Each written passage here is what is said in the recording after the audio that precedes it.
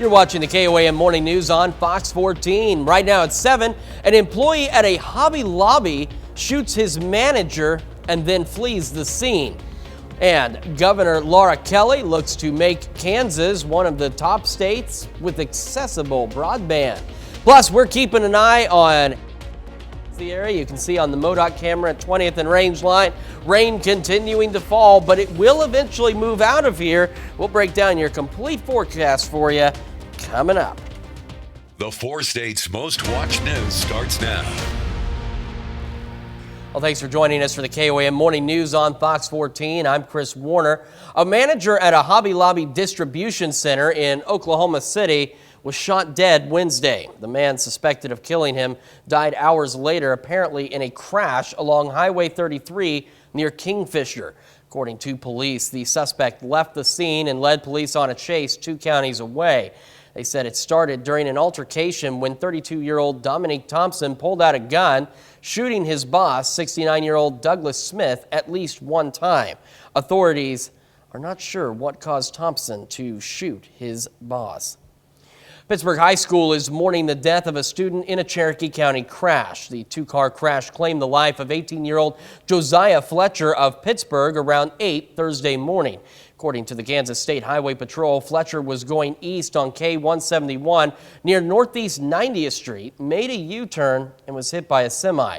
Fletcher died at the scene. Pittsburgh High School principal Kellen Herod sent a message to families of students yesterday informing them of the crash and said additional counselors and student support staff will be available for students. Police in Knoll believe they've identified a man who shot a dog with an arrow, and now they're trying to find him. That man is Jeffrey Howard. Knoll Marshal's office has a warrant for his arrest for the charge of animal abuse. The dog was found on February 23rd. A local rescue group brought the dog and her puppies to a veterinarian. The arrow was removed and the dog is now recovering. A Southeast Kansas man is sentenced for Medicaid fraud charges. William Carl Morris, the second of Altamont, was sentenced on 1 count of submitting a false claim. He's ordered to repay the Medicaid program more than $1,200 after pleading guilty. Investigators determined that Morris submitted false claims that he was providing personal care attendant services to his mother, a Medicaid beneficiary. Morris said the dates he allegedly provided services, but it was determined his mother was in fact in another city at the alleged time. Now it's time for a check of that forecast, and we still have the rain falling across the area. So let's back up and take a look at that rain activity across the region. We'll also talk about the flooding situation. So first, we've got the heavier rain showers, northeast Oklahoma moving into southeast Kansas, southwest Missouri. We're watching this line of showers, even a few rumbles of thunder developing in southeast Kansas, and even some light snow out there as well. That snow shouldn't add up to much, but it is there. In this red box, we've averaged about 7/10 of an inch of rain, and we're looking at rain continuing to fall. And as you see in the flood areas that we have our concerns, we've got 3.5 inches of rain already, with more on the way. Flood watches, Newton, McDonald, Berry, Lawrence counties through noon today. Aerial flood warning for Berry County through 4 this afternoon. And in southeast Delaware County, we've got a flood advisory through 6 tomorrow morning. So remember, turn around, don't drown. Now, rainfall totals, in addition to what we've already seen, looking about 1/10 of an inch on average for most of southeast Kansas, but an extra 1/4 of an inch of rain for right along I-44, and then south where we've seen the heavier rain, we're looking at an additional upwards of 1/2 inch of rain. But the good news is, as we go through the morning, yes, more heavy rain, maybe even some light snow in parts of southeast Kansas, but this rain will start to clear out of here by about noon, 1 o'clock. We also still dealing with fog right along and west of I-49, and some pretty dense fog down in parts of northeast Oklahoma. Rain falling in Joplin right now on the MoDOT camera, 20th and Range Line. Quick look at temperatures. 40 in Joplin, feeling like 31. North wind at 17, gusting to 23. Chilly rain for us, 37 Yates Center, 39 Pittsburgh, 41 in Miami, 43 in Neosho. But the good news is we will eventually clear out. We're going to deal with the rain, maybe some gusty winds through 11 o'clock as the rain tapers off, and our temperatures holding out in the lower 40s. And then we'll eventually start to warm up this afternoon. We'll take a more in-depth look at your forecast a little bit later. Well, getting reliable and affordable Wi-Fi in rural areas is changing. Kansas Office of Broadband Development is actively trying to close the digital gap in rural areas. Kansas Governor Laura Kelly is trying to make Kansas one of the top states with accessible broadband by 2030. Hearing feedback from Kansans in rural areas will help tailor the state's strategy plan. We're going to take all the insights we hear from this listening tour and by summer put together our 5-year digital equity and broadband access strategic plan that we will submit to the federal government for review. Upon approval of that plan, the state of Kansas will be awarded hundreds of millions of dollars that we can then give out in competitive grants to communities that need broadband. Kansas Office of Broadband Development is also planning to improve broadband infrastructure in southeast Kansas. Well, some Joplin High School students will be showing off their skills in trade, technical, and skilled service occupations later this month. Skills USA, a nonprofit national education association that helps students prepare for their future, will have 33 students from Joplin's Franklin Technology Center competing at the state level. Technology Center officials say this is a good amount of participants as they've been trying to get more student interest, especially after COVID. They say businesses have shown an interest in students with drive and skill. Some students are already getting experience in businesses. It really has a lot of use in every day, and you can go right out of high school into a job, and you don't have to spend a lot of money just to go to college and then maybe find a job, but you still get a job and a good education. Mike Keska will compete in auto collision repair in the Skills USA State Leadership and Skilled Conference held at the end of this month. Well, some grade school students in Carthage, Missouri took a flight to Japan Thursday morning. Now, they never actually left the ground or went to an actual airport, but they simulated that experience. The Fairview Elementary students did everything from going through security, checking in their luggage, and finding their seats to enjoying some in-flight snacks. It's all part of a lesson on Japan and its culture. We want them to have the whole experience, get to see what it's like to get to the airport, get their passport stamped, get their baggage checked through customs, and then boarding the plane. We want them to have the whole experience. As part of their lesson on Japan, the students also learned how to use chopsticks. Well, up next, about 39 million people suffer from migraines in the U.S. Are you one of them? We'll tell you why doctors think there may actually be more. And it's time for this week's Game On. This week we learn about Star Wars VR. You're watching the KOAM Morning News on Fox 14.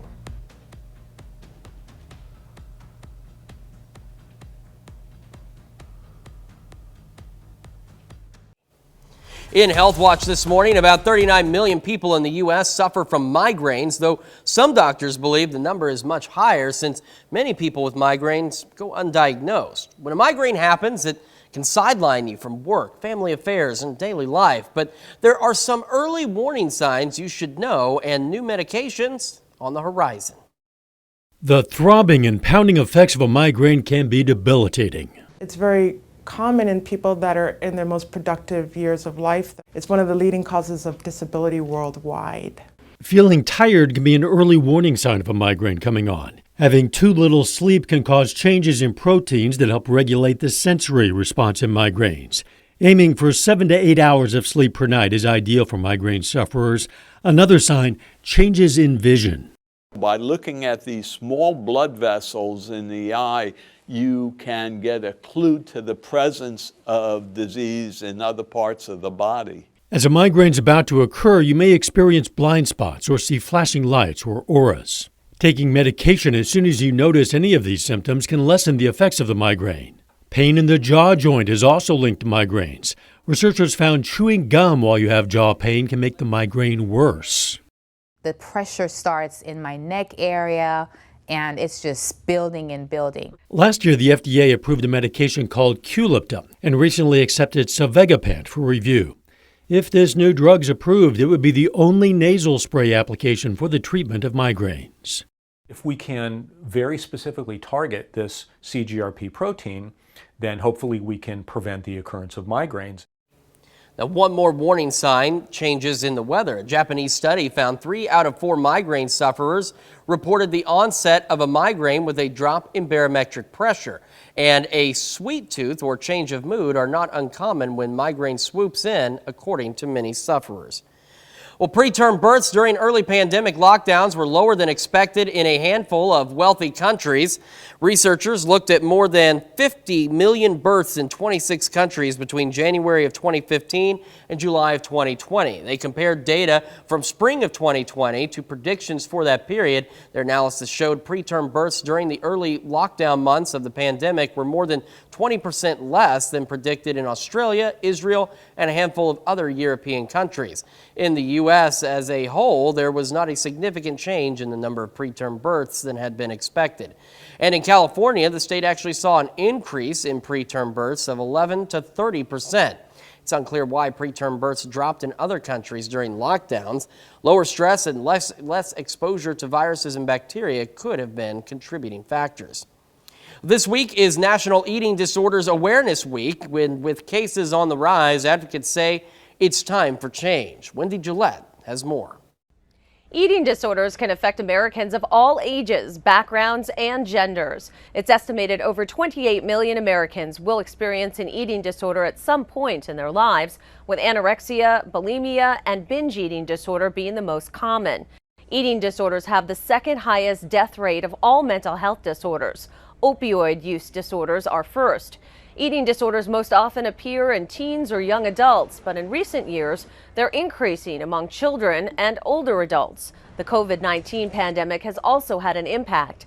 The National Eating Disorders Association says their helpline has experienced a more than 100% increase in contacts since the pandemic started. Experts at Johns Hopkins All Children's Hospital say with treatment, 60% of eating disorder patients will make a full recovery. A treatment team can include an experienced doctor, dietitian, and mental health provider. Wendy Gillette, CBS News, New York. While eating disorders are more common in females, it's estimated about 10 million males also have eating disorders. We're continuing to track heavy rain across the area as well. Rain can move in, and we're still watching some additional showers, even some light snow in parts of southeast Kansas. We'll have a complete look at your forecast when we come back. Well, Seattle's Emerald City Comic-Con has begun, this time uniting thousands of fans under a new roof. Cornelius Hawker has the story. We have a lot of models and toys here. Fallon Principali with Emerald City Comic-Con says the Seattle Convention Center Summit building is a dream. Building is fantastic. It is a beautiful building, state of the art. When we did the walkthrough, we really felt like they built this building for us. Scheduled for its usual time slot in March, the Comic-Con is bouncing back after the pandemic canceled 2020 and delayed 21 and 22. We're actually seeing it rise year over year, so we just see more people being comfortable, wanting to come back. We're anticipating another 75,000 this year. It means that our coffee shops, our restaurants, our hotels, retailers, they're all going to benefit from this. That's James Saito with the Downtown Seattle Association. His organization wants to see this convention center do great things for downtown Seattle. There's a little bit of a wow factor with this place. This weekend, I think the convention center is going to show off a lot of what downtown has to offer. James believes Emerald City Comic-Con at the Seattle Convention Center is the perfect way to showcase downtown Seattle and the investment made in this building. These are sort of these signature events. I think people do make a couple days out of it, and I think hopefully we'll see that come to fruition here in downtown. Very cool there. And what we're dealing with today is some heavy rain across northeast Oklahoma, southeast Kansas, moving back into southwest Missouri. And we're watching this line of showers and even a rumble of thunder or two and some light snow out there as well. That snow shouldn't add up to much, but it is out there. In this red box, we've averaged about 7/10 of an inch of rain, but you can see where we've got our flooding concerns. We've got rain totals upwards of close to 3.5 inches. So we still have flood watches, Newton, McDonald, Berry, Lawrence counties through noon today. today. And then we have an aerial flood warning for Berry County through 4 o'clock. And we have a flood advisory for parts of southeast Delaware County through 6 tomorrow morning. So remember, turn around, don't drown. We're still looking to pick up another 1/10 of an inch, 1/4 of an inch. And unfortunately, in some of the areas where it's already rained too much, we're looking at close to another 1/2 inch of rain with this next line coming out of southeast Kansas. So here it is about 9 o'clock. Some light snow possible, but shouldn't add up to much. And then it'll kick on out of here by about noon, 1 o'clock. We'll be done with that. And then some of us in southeast Kansas is going to see a little more sunshine than the rest of us, so you're going to be a little bit warmer. Foggy conditions starting to improve, but the Miami area and Fort Scott still dealing with some pretty dense fog, so do be cautious. MoDOT camera, 20th and Rangeline, showing the wet roads and rainy conditions. Same on our camera at 7th and Rangeline. 40 in Joplin, feels like 31. North breeze at 17, gusting to 23. Cold across the area, especially cold rain. 37 Yates Center, 39 Chinook Parsons, 41 Miami Chitopa, at 43 in Neosho. As we go through today, could still see some gusty winds this morning. Temperatures hanging out in the low 40s. Showers wrapping up by about 11. We're looking at highs for most of us in the upper 40s, but those who see a little more sunshine could make it into the lower 50s. And then we'll be mostly clear as we head into tonight. We'll have those temperatures dropping back down to 40 by 10 with an overnight low of 37. We'll be back with more right after this. A game set in the Star Wars galaxy is among the launch titles for PlayStation's new virtual reality system. Rick Damagella reports. First order on Batu. Surely we can count on you now. The Force is strong with this one, or at least it might feel like you are using the Force when playing Star Wars Tales from the Galaxy's Edge Enhanced Edition. The game is part of the slate of launch titles for Sony's new PlayStation VR2 system. With PlayStation VR 2, we're able to take these new technologies like the way you can rumble the headset and what we can do with the graphics. We can turn on all these dynamic lights and stuff. And so as you're going through that experience, you get to hit a lot of very core Star Wars fantasies.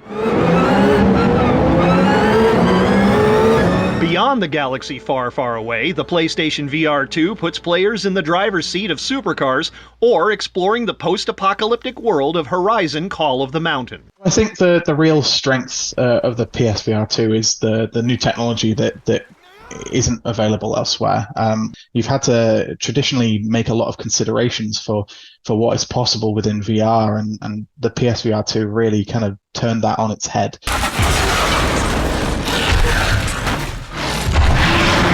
It will definitely cost more to play these games. You will need both a PlayStation 5 console in addition to the VR2 unit, which itself is priced at $549.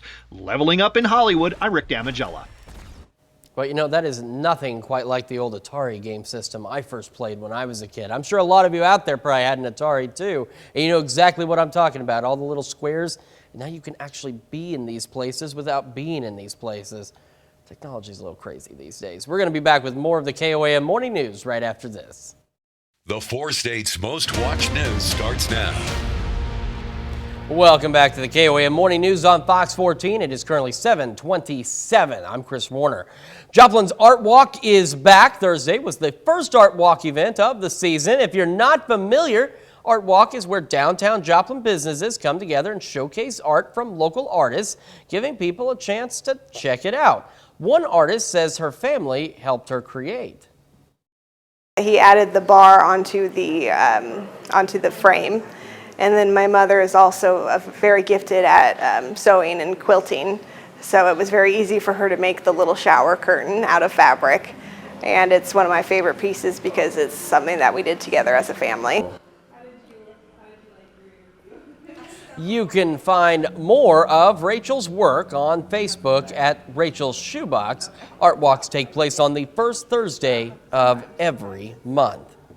Well, the Bourbon County, Kansas Arts Council is presenting its 31st annual Fine Arts exhibit. It opened at the Danny and Willa Ellis Family Fine Arts Center and runs until the 11th. More than 20 local artists entered their art for the exhibit. Other artists participating come from Missouri, Oklahoma, and Texas. This year's theme is Doors and Windows. Art ranges from ceramics, glasswork, photography, and sculptures. Love the arts, and I like to experience the arts. I'm a wannabe, you know. I want to tap into the creativity, you know. I hope I have some somewhere, but just seeing what comes out of other people, if you look around, it's amazing to me. Admission to the exhibit is free of charge. It's open on weekdays from noon to 7 and on Saturday from 9 a.m. to 1 p.m.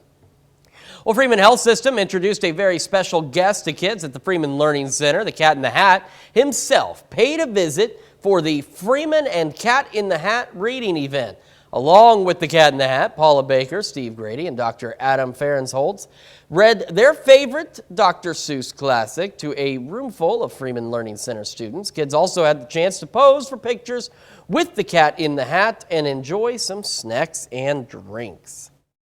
First of all, we want to honor Dr. Seuss for the amazing books that he has written that are time-tested for children and families. And secondly, we want to encourage all children in the love of reading. The event is organized by Freeman Health System and Ozarks Public Television to help promote reading skills.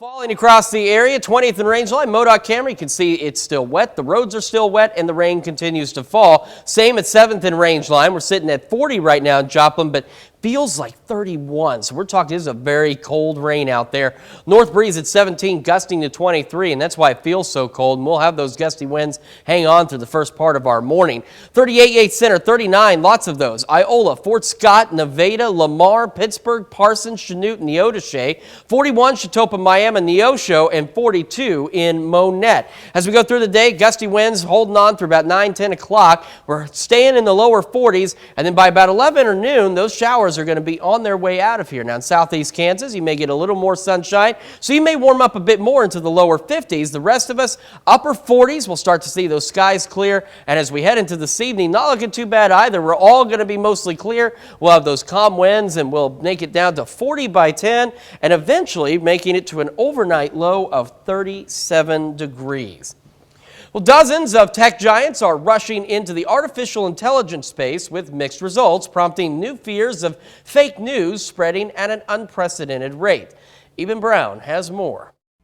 Artificial intelligence, or AI, is all the rage these days in the tech world. Microsoft recently added the AI ChatGPT to its Bing search engine. Google, too, has an AI-powered chatbot, but what stops AI from spewing misinformation or fake news? Its encyclopedic patter may be relatable, but is it reliable? Who's training them? What's the source of the data? And until we know those things, it's going to be very hard for somebody, I think, to rely on them. Some tech CEOs are now floating the idea of a rating system like we have for the movies to evaluate articles and information delivered by AI search engines, hoping it will counterbalance the expected uptick in unregulated content as programs like ChatGPT become more popular. Why don't we know all the content that's coming? Why can't we put a rating system on that? Without it, you're just exaggerating an already existing serious condition. And that's where Seeker comes in. It's a new search engine that uses AI to determine the reliability and political lean of news stories, helping users filter out what's valuable and what might be harmful. What we're trying to do here is give people who are consuming massive volumes of news every day a way to look at what is quality and what isn't. In addition to all that new software, a team from Johns Hopkins University is working on more AI technology using human brain cells. That brings us to our question for you this morning. Should AI be limited in what it can do? So far, still the same as earlier. 89% of you say it should be. 11% of you say it should not be. So make sure you take time to vote through our website, through our app, and take part in the discussion on our Facebook page. That's a look at our top news stories coming up this half hour on the KOAM Morning News. Shannon Becker coming back to the studio to deliver his first big 3 stories for the month of March.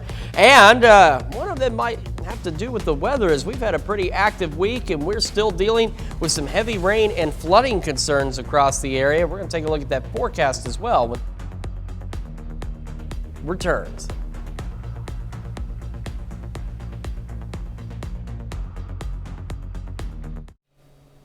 Welcome back to the KOAM Morning News. Time to close out the week with our very own Shannon Becker. There he is. Yep, that's He's right me. there in that seat. And he's got his big 3 stories of the week, the first ones for the month of March. Shannon, welcome back. Let's take a look at it. Number 3 this week, live and breaking news where we've been on the Missouri state line as you cross into Kansas, a 2-vehicle crash. In fact, MedFlight arrived in a farmer's field right there west of Sumac Road and Missouri 171.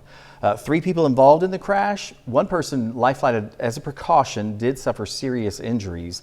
Everyone suffered non-life-threatening injuries, though. The crash did slow traffic for about 3 hours along the state line there, just north of Mocan Dragway, about a mile. So you see that huge response because Kansas came on the Kansas side and Missouri came on the Missouri side. That report from the Missouri State Highway Patrol will update it today. We have the names of those involved. They're released as part of their public relations policy. Our number 2 story, Joplin News First, live and breaking news. It was late Sunday night into Monday morning. Storms, winds, about 105 mile-an-hour winds, they say. This is in Carthage on Hillcrest. A tree fell across a driveway, smashing a car and a pickup truck. This is out in Jasper County, out near Lawrence County line, and then in Neosho area. Just around Kodiak Road, they came back afterwards as part of a meteorologist's job is to see what occurred. They're calling it an EF1 tornado, wind speeds of about 105 mile an hour. There was no tornado warning issued for that. So they're still taking a closer look at that. More details on our website. And then our number 1 story, Pearl Brothers peeling back the years. So that green sheet metal that's been on there, they're guessing maybe about 60 years it's been up there. They took it down this last Saturday was the official time they got to take that down. They're restoring the building. Pearl Brothers closed in January, and new owners will make apartments in the upper floors, they say, and then the lower part will be retail space. We've reached out to the construction company to get a little more information on the brick and the design and what they're going to have to do to restore some of that brick. But it's going to have a whole new look. Isn't that kind of neat? Yeah, I mean, it already looks completely different now with that facade gone. It was in the late 40s, early 50s when the government started a thing called urban renewal. And it's not known if they received grants to put this sheet metal up, but many companies and individuals accepted the money to tear down older buildings. It really changed the look of a lot of downtown areas. But that has been up there for a long, long time. Yes, it has. And then our bonus story, you've been talking about it this morning, and we have too. It's a story that we brought you first, Joplin News First. A dog with an arrow through its head discovered by a mail carrier in Knoll this last week. Now, Sergeant Travis Shepard of the Knoll Marshals tells us they have a suspect and wanted on a McDonald County prosecuting attorney warrant they filed yesterday. If you know any information or the whereabouts of the man you see there on your screen, just take a look at our website, KOAM News Now, and you can get that information there. The dog is recovering and the 3 pups are fine. She was running around the bluffs there and a mail carrier saw her. It took a couple of days to kind of catch her, really. Right. She's doing fine. She's just running around with that arrow through her head. That's just, I mean, it's like we mentioned bizarre. earlier, it's just incredible that she survived that. Yeah. So it's felony animal abuse charges. So there's some serious charges. Yeah, as you mentioned, if you happen to know that gentleman or know his whereabouts, definitely contact the authorities. Yep. And that's your big 3. Joplin News First. Shannon, thank you so much for joining us. We're going to be back with another check of your forecast when the KOAM Morning News returns.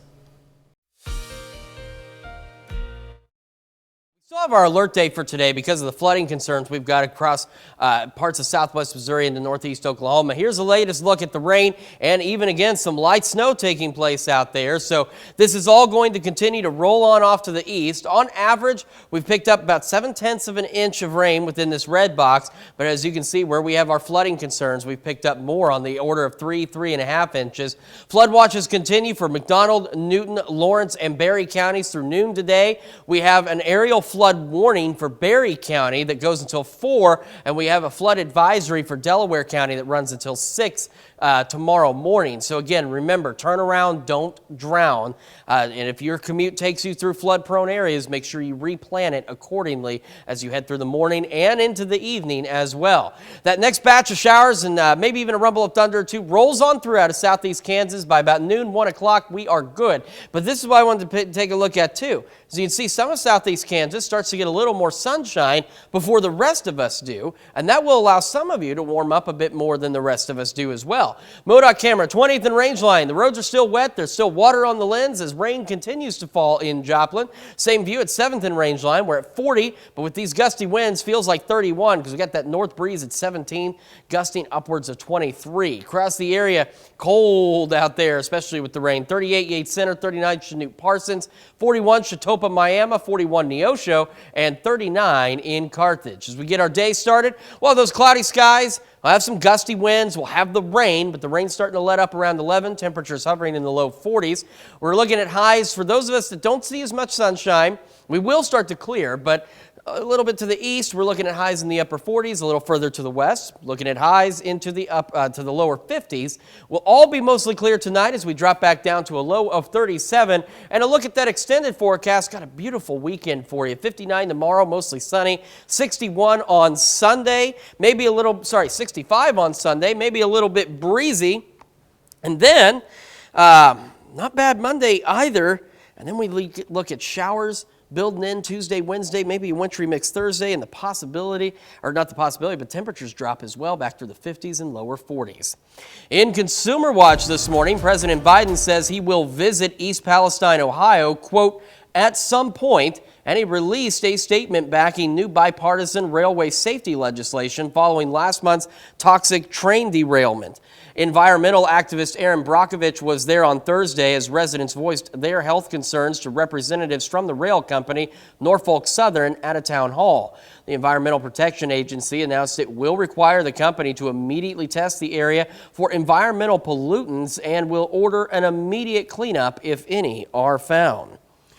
Ford has announced it will resume manufacturing its F-150 Lightning electric truck on March 13th. The company had halted production weeks ago due to concerns over the vehicle's battery.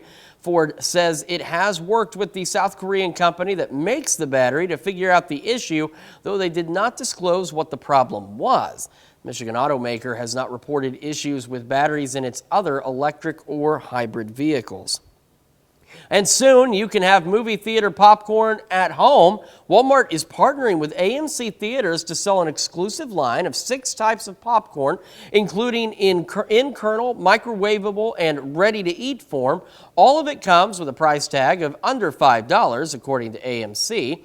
Walmart customers can grab a bag or more starting on March the 11th.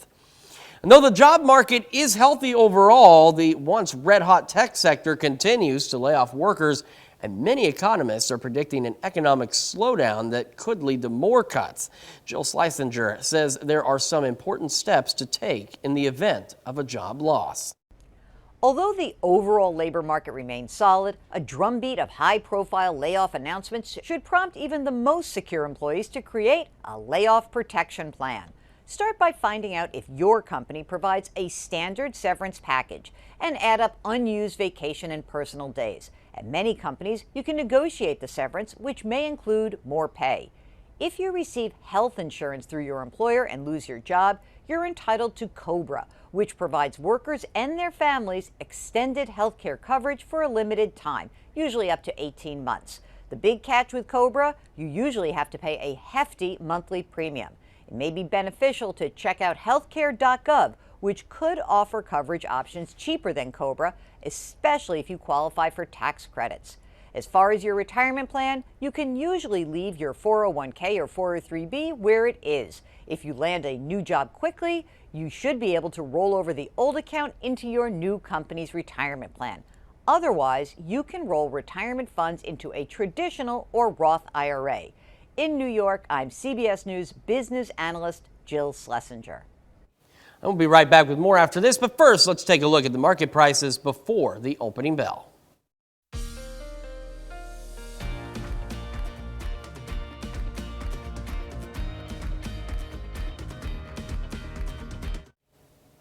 We've all heard of a rain delay at sports events, but what about a parrot delay? Well, that's exactly what happened when a pair of parrots invaded a college women's softball game in Central Florida, and one of them landed on the home base umpire.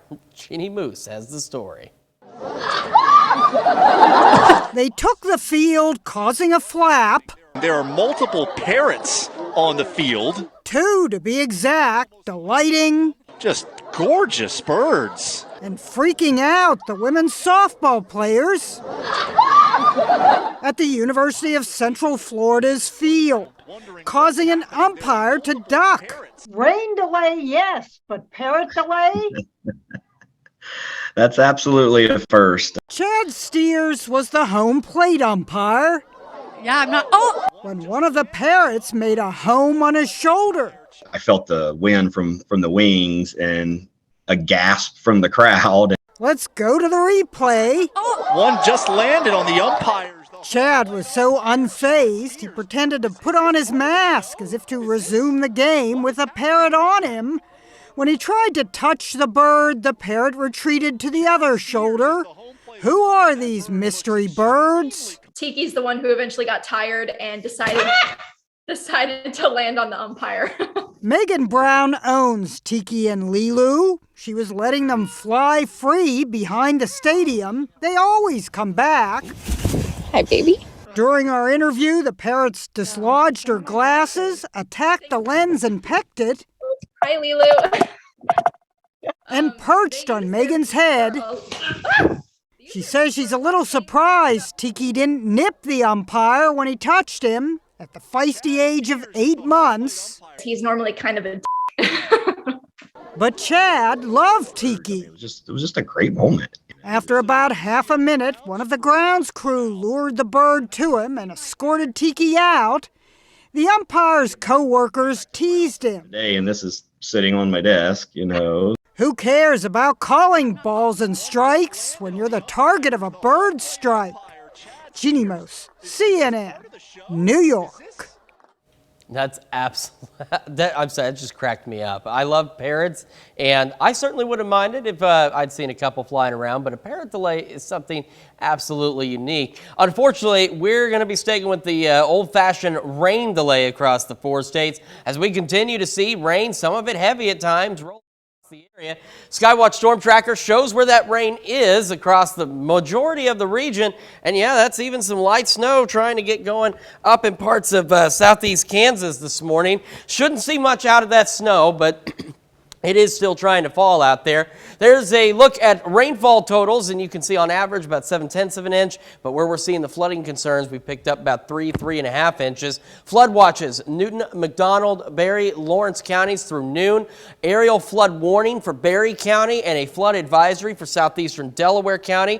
This runs until 6 a.m. The aerial flood warning for Berry County through 4 o'clock. So remember, turn around, don't drown. And if your commute takes you through flood-prone areas, make sure you plan it accordingly. Now, by about noon, 1 o'clock, all of this gets out of here. Still raining, though, in Joplin. MoDOT camera there, and same at our camera at 7th and Range Line. 40, feels like 31, though. Wind is north at 17, gusting to 23. Temperatures across the region look a little bit like this. 39, Iola, Yates Center, or Fort Scott, and Nevada. 41 Miami and 41 in Neosho. As we go through the morning, we'll have some gusty winds, temperatures in the low 40s, and the rain heavy at times, starting to taper off by about 11 o'clock. We'll have a complete look at the rest of your forecast when the KOAM Morning News returns. Here's a check of today's top headlines, the news you need to know before you head out the door. A tornado swept through a small town in northeast Texas on Thursday, part of a storm system hitting millions of Americans across the southern U.S. Strong winds knocked out power to hundreds of thousands. National Weather Service said wind gusts could reach 80 miles per hour. The same system is expected to move northeast over the next few days. Jurors took less than 3 hours on Thursday to find Alex Murdaugh guilty of murdering his wife and son in 2021. The disgraced South Carolina attorney will be back in court today for sentencing. He faces 30 years to life in prison without parole. Murdaugh's lawyers are expected to appeal. And 4 astronauts boarded the International Space Station early this morning. 2 Americans, a Russian cosmonaut, and an Emirati took off in a SpaceX rocket from the Kennedy Space Center about 24 hours earlier. The crew will live aboard the ISS for 6 months and perform roughly 200 science experiments. As we go solve the flooding concerns for Berry, McDonald, Lawrence, Newton, and Delaware counties, so do be aware of that. Heavy rain continues through the early morning, gusty winds, cold in the lower 40s, and then the rain starts to wrap up by about 11 o'clock noon. Now, for southeast Kansas, some of you are going to see a little more sunshine today than the rest of us do, so you may make it into the lower 50s. The rest of us, though, upper 40s for highs will start clearing by this afternoon. As we head into this evening, we are all clear. And we get into those mostly clear skies down to 37 for our overnight low. And we have an absolutely glorious weekend ahead of you as we make it to 59. We're mostly sunny tomorrow. Maybe some extra clouds and wind on Sunday, 65. A good Monday, too, partly cloudy, 71. And then we see showers Tuesday, Wednesday, wintry mix possible Thursday, and temperatures falling back through the 50s and into the lower 40s. Well, NASA shared a series of images that shows the intentional collision of a spacecraft into an asteroid and the debris coming off in the aftermath. The Hubble Space Telescope and other telescopes had a ringside view and provided these images, which you will undoubtedly get to see soon, which start more than an hour before the collision. After impact, the debris created a comet-like tail. Unexpectedly, just a few weeks after impact, the tail split into two. The goal was to change the speed of the asteroid. The mission was successful, slowing its orbit around another asteroid by 33 minutes. And the results show how this technology could be used to deflect asteroids should they ever appear to be on a collision course with Earth. So good to know we've got some space defenses out there. That is our time for now. We'll be back here Monday morning, and we'll do this all again today at noon.